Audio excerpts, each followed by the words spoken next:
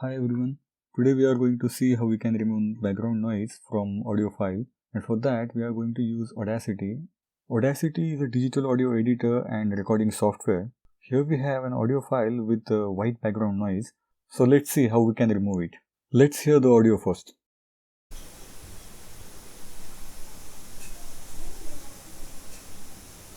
Hello. To perfectly remove the background noise, we need large portion of noise from the audio file.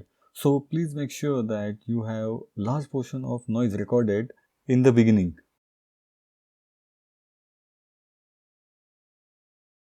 So select the noise from the audio file, then go to Effect, Noise Reduction, select Get Noise Profile. This way Audacity knows what to filter out. Now Audacity already knows what to filter out. So select all the file, go to Effects, Noise Reduction, and you can play with the values for noise reduction in decibels and sensitivity and check what works best for you. I have set the noise reduction to 20 and sensitivity to 6.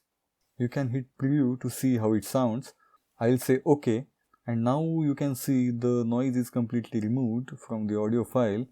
Now let's hear it, how it sounds like. Hello.